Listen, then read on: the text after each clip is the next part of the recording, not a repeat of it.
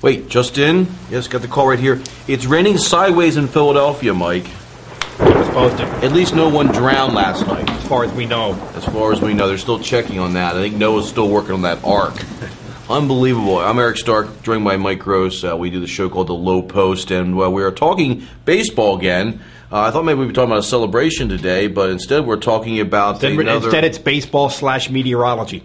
And about how baseball's all wet again. Bada boom. You know what? I'm going to write a column this week for the Sunday News in the entertainment section. A little Stark raving, a little plug. Oh, I love the Stark raving. About how, Fox, baseball, the World Series has become an infomercial for Fox and all their TV lineup. And I so much think that what's going on with the World Series, Mike, is dictated around TV ratings and lineups for Fox. And that was in the decision why the Phillies are playing a ball game with rain that was coming across sideways.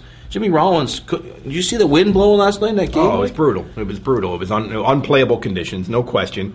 I think that I just got off the phone with a sports writer friend of mine, and he was saying that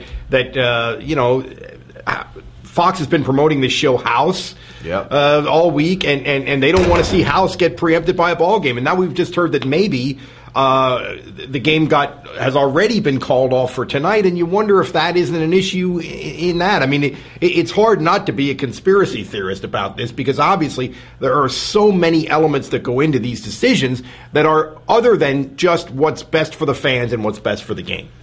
Saturday night 10:06 start time was not best for the fans either. Had to be down there in the rain. Brutal. First time the Phillies fans have had a World Series game there in 15 years, and they're trying to win a World Series for the first time in 28. And to go through that, West Coast people, sure, you can watch the game. But these are two East Coast teams. They don't care about the Phillies and the Rays.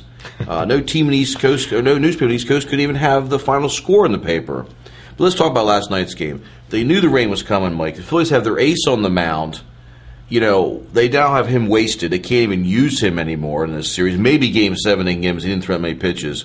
There's no question that what happened last night hurt the Phillies. I mean, to use up Hamels and not get any gain out of it in terms of the series it's that simple. And maybe we're just talking. Maybe he'd be able to come back in Game 7 on 3 days rest because he didn't throw a ton of pitches last night. But I mean, this was.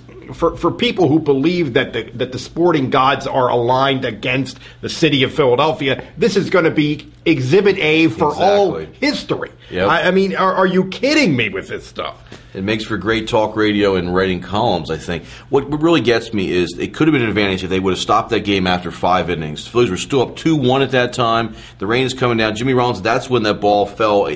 He was in the middle of the outfield and had to run back in the infield. The wind blew the ball so much, Mike. And the next time there was a pop-up, the umpire did not call the infield fly rule, which is proof that they know they're not really playing Major League Baseball. And why shouldn't, if we're playing in these extremely absurd conditions, why couldn't the Phillies have an equal number of at-bats? Why couldn't they have got a shot at the Rays the way the Rays got the shot at Hamels in those absurd conditions? Ending the game in the middle of the 6th inning made no sense at all to me as well. Except that I think from baseball and maybe even Fox's point of view, we got a tie game now, call it, which doesn't make sense, but I think that's what their thinking was.